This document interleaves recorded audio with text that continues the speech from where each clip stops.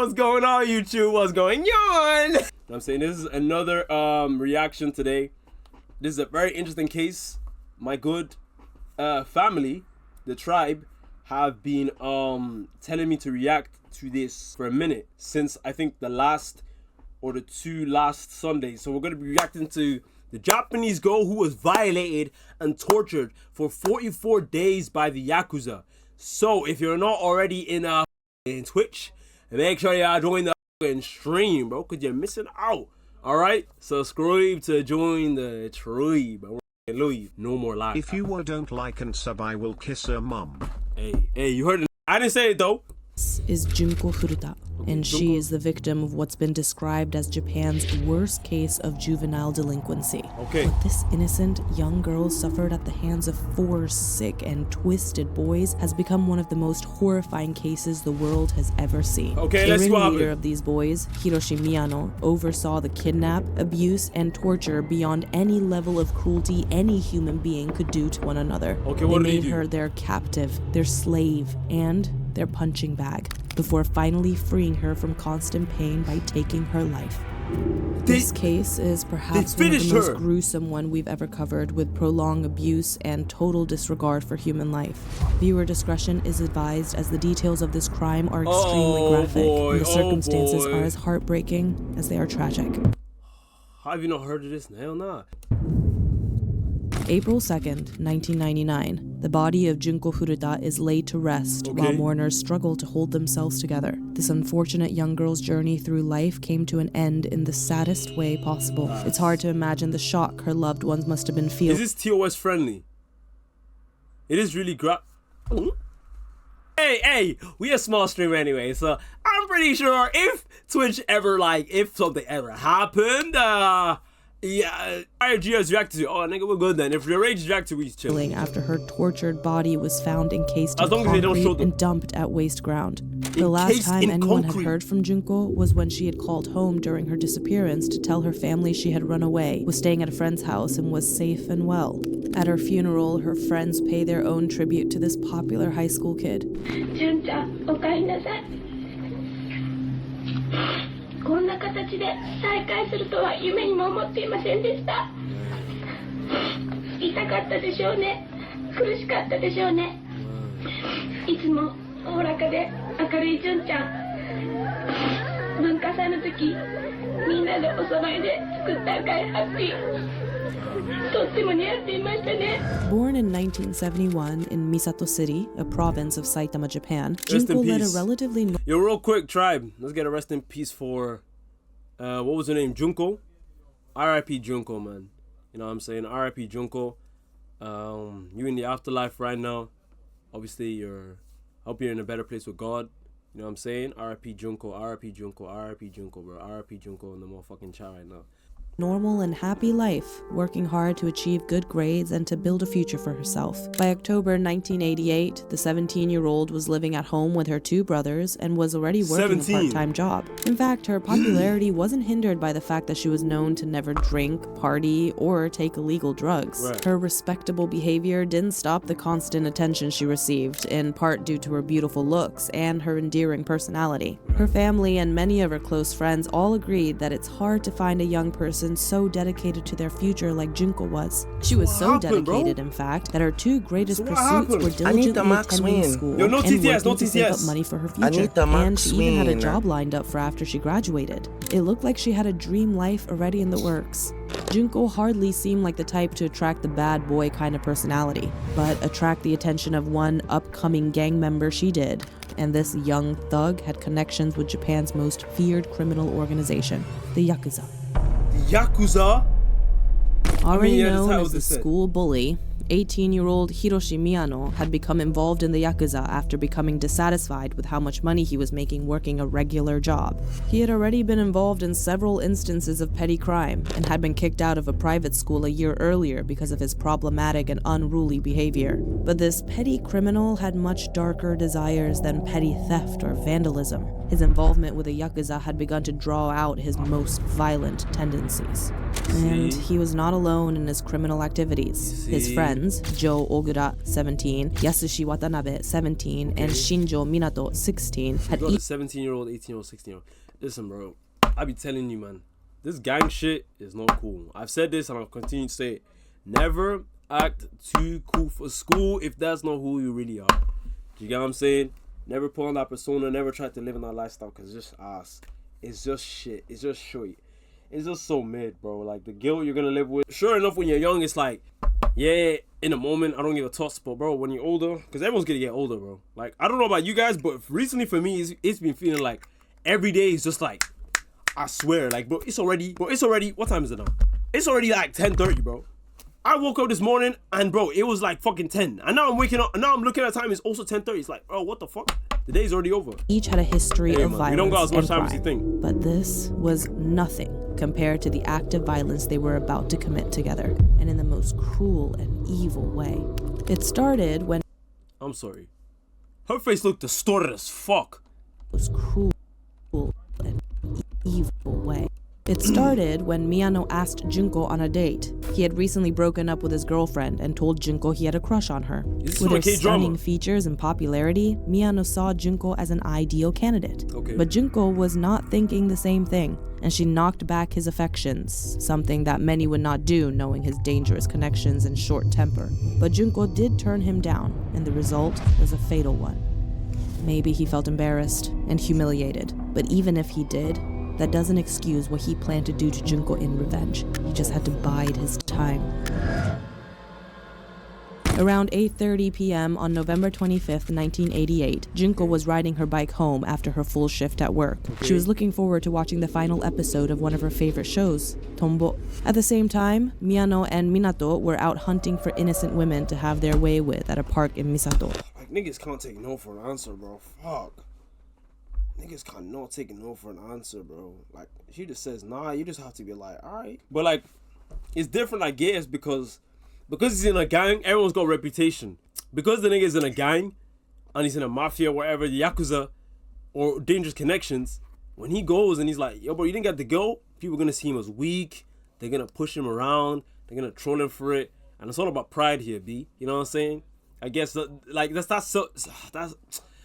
that sense of entitlement in their fucking brain, like, oh yeah, bro, I can get anything I want because I'm strong. But it's like, the minute you get rejected, it's like, now, yeah, either she has to die because they just can't put their pride to the side.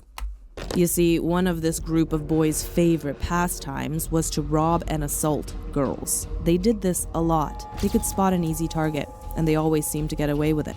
Many victims might be hesitant to report a crime they have suffered in fear of the Yakuza coming to look for them, as Miyano would always threaten his victims with his criminal connections.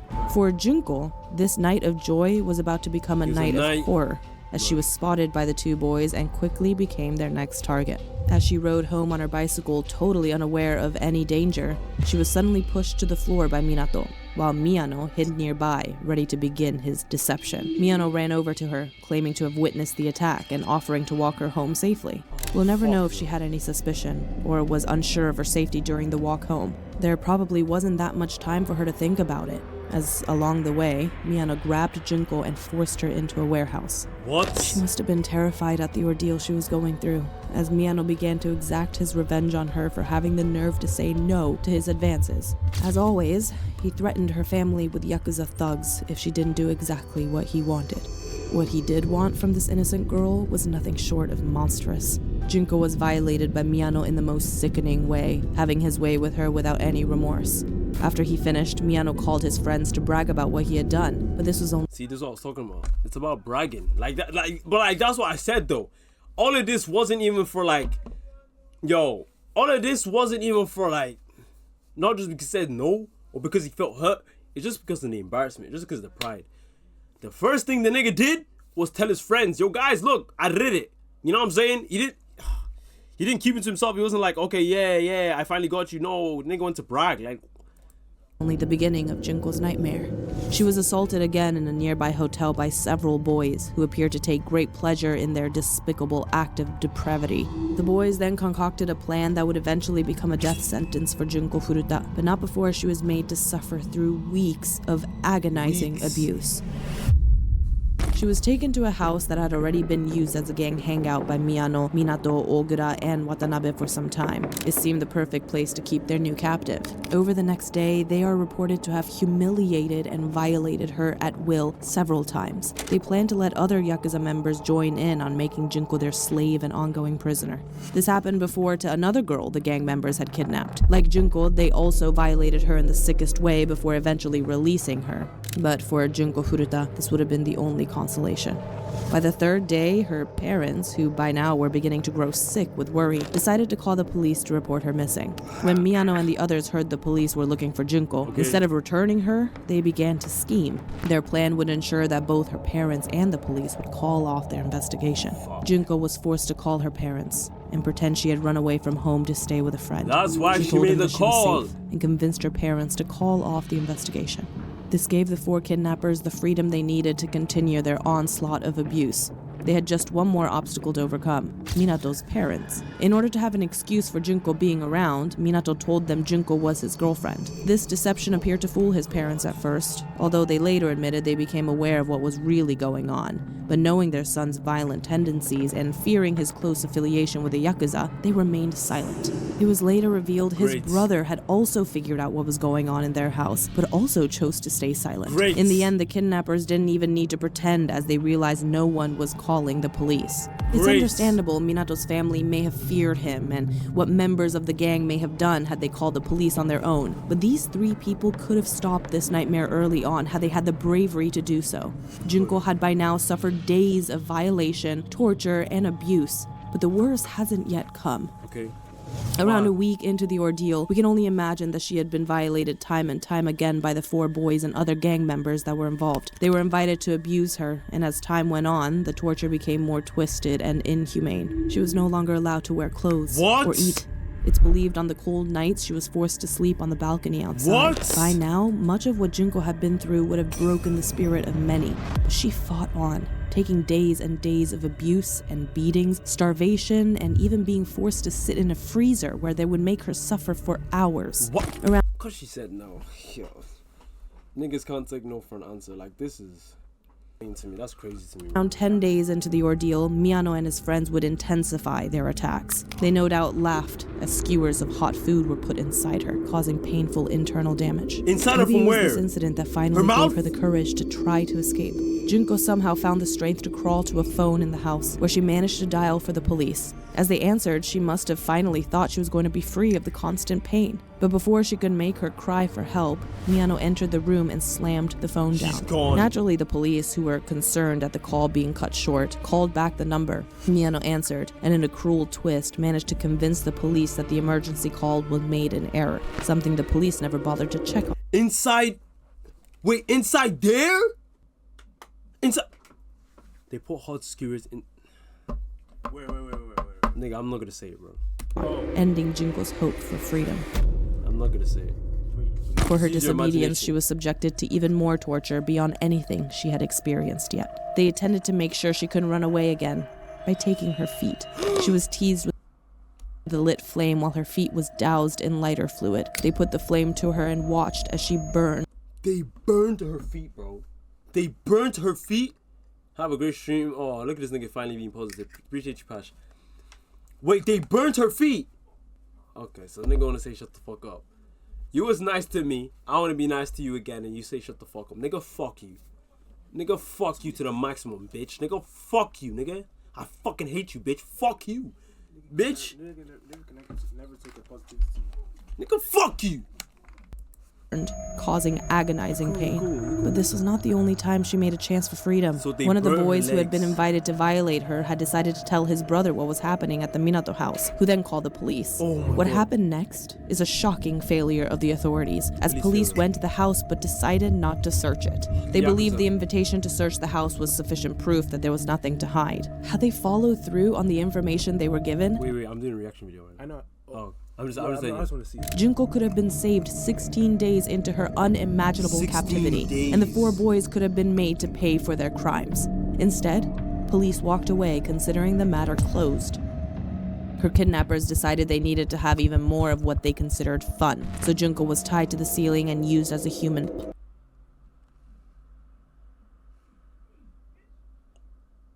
Yo, all them niggas need to get fired. They hung her to the ceiling, bro. And they used her as a fucking punching bag. Bag in a degrading show of what these 4 boys thought of human life. It was around this time that Junko was unable to breathe through her nose anymore. She had internal bleeding that was so bad it was seeping into her mouth and blocking her nose completely. She had also lost control of her bowels due to the intense damage to her internal organs. Various foreign objects have been inserted into her, ranging from broken bottles, hot light bulbs, an iron bar, and even scissors. The pain these objects must have caused was unimaginable to endure. By day 30 of her incarceration, she could no longer walk, having to crawl to the bathroom with her broken and twisted hands and feet. Eventually, she could not make it to the bathroom and began soiling the carpets of the house, which only enraged the boys even more. Soiled carpets wouldn't be a problem for her 4 kidnappers anymore. Around day 30, the damage to Junko's internal and intimate organs. Wait, is this her? Wait, guys, is this footage? Because this looks very similar to what they described, yeah. Wait, this is footage. Maybe a reenactment has to be. Were so severe that she could no longer even go to the bathroom. By this point, she must have been a heartbreaking sight. Her face and body were so damaged she must have been unrecognizable from when they first abducted her. While most people were celebrating New Year's Day in 1999, Junko Furuta was alone. She was no longer able to move her body off the ground. She had been treated like an object for her kidnappers. Her wounds were now rotting and causing such a smell that Miyano and his friends no longer had physical interest in her, and so they kidnapped a 19-year-old girl on her way home from work and violated her instead. Junko was now over 40 days into one of the most horrifying experiences anyone could possibly live through. She no doubt was considering whether she could go on even another day. She begged her captors to end her life in a cry of mercy to release her from the pain. Instead, they forced her to play a game of mahjong. Either by luck or defiance, she won the game. Miyano and his friends did not take this well, and their final onslaught would be brutal and ultimately deadly for the girl. So savage that pus covered her body, oozing from her wounds. To keep their hands clean, the 4 boys wrapped their fists in plastic bags and continued to attack her. She died the following day.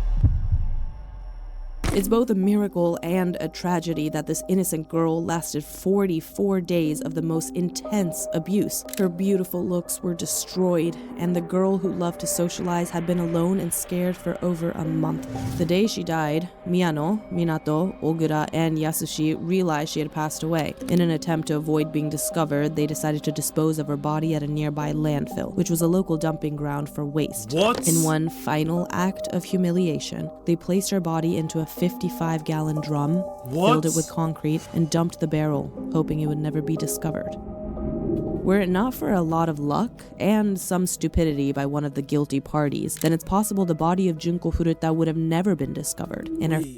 Bro.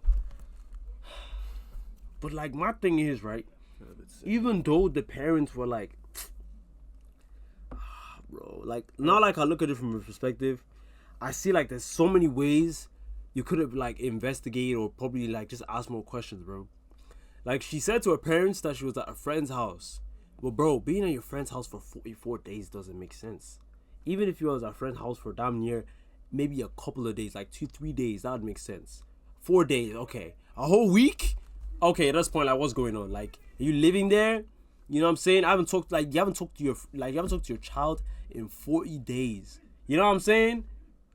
Her family would never have the closure they so rightly deserved. Remember that 19-year-old girl they kidnapped when Miyano and his friends were no longer interested in Junko's infected body? Well, the police were determined to catch those responsible, and they found themselves on the doorstep of Miyano and Ogura in late January 1999. Both were then arrested. They underwent interrogation in March, the same year after police discovered women's underwear at one of the boys' addresses. Despite the failures of the police at the time, their next move helped to uncover the murder of Junko with some clever interrogation techniques. Miyano was told by police that they knew he had committed a murder. Miyano crumbled, believing his friend Ogura had told the police about Junko and had landed them both in deep trouble. He told police what he and his friends had done, confessing to both Junko's murder and telling police where the body could be found. This took the police officers by surprise.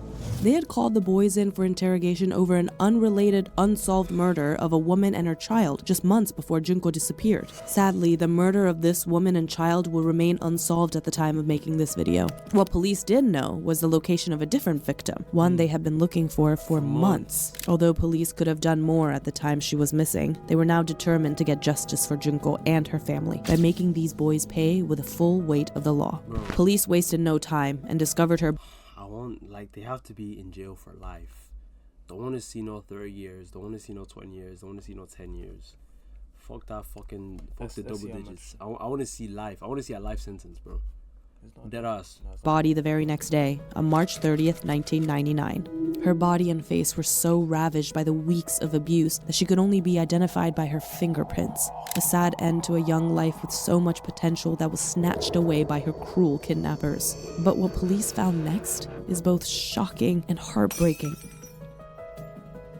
It took the police by surprise that even with her damaged uterus, she was in fact pregnant by one of her attackers. It did not take long. Oh my god. Oh my god. She was pregnant.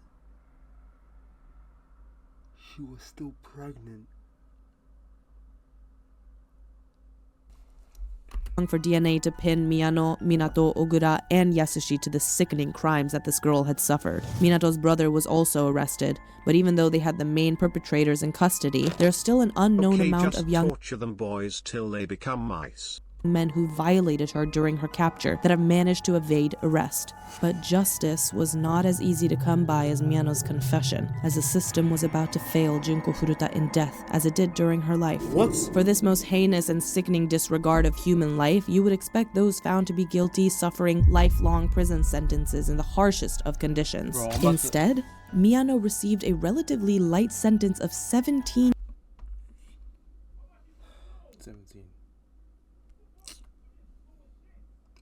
They probably gave him the lighter sentence because he actually snitched. Yeah, he fessed up. I want to see the other guys. Years imprisonment. He appealed, and a furious judge decided to extend his sentence to 20 years. Minato, Ogura, and Yasushi served around 8 years each. They're minors, that's why. They're fucking minors. Piece of shit. Punishment hardly fitting for the reason why the nigga got the long sentence, and the sentence probably got shortened, is because he openly admitted to the crime. He told him where to find the body, etc. So they probably buried that into the case, exposed the other. But the other two guys that only got 8 years is because minors. Yeah. The unimaginable crime. It is most likely because of their age that they received such light sentences, or maybe because of their Yakuza connections. They wouldn't have the anonymity they would have hoped for, as although the legal system kept their identities secret, there were others who felt like they should not escape unnamed. Journalists from Shukan Bunshin magazine managed to find their identities and publish them for the world. And in Japan there was a lot of loopholes in the law system. To see, claiming they did not deserve the human right to remain anonymous after what they had done. No, why? Today, wait, why would they? Wait, hold on. Why the fuck would they remain anonymous? What the fuck is going on? Why the fuck would no one know? So a girl just randomly died, no one gets to know. What? They roamed the streets free after serving their time. It's believed that only Yasushi had not reoffended since being released, meaning these cold, calculating killers may one day strike again. The story of Junko Furuta's 44 days in hell shocked the world. The two police who declined to search the house after the invitation to enter were later fired. Junko had become sealed in popular culture, especially in Japan, where several movies have been based on her ordeal, and Japanese anime is dedicated to her memory. One day, Junko will truly find the justice she deserves. Oh, she will. What do you think of this case? What more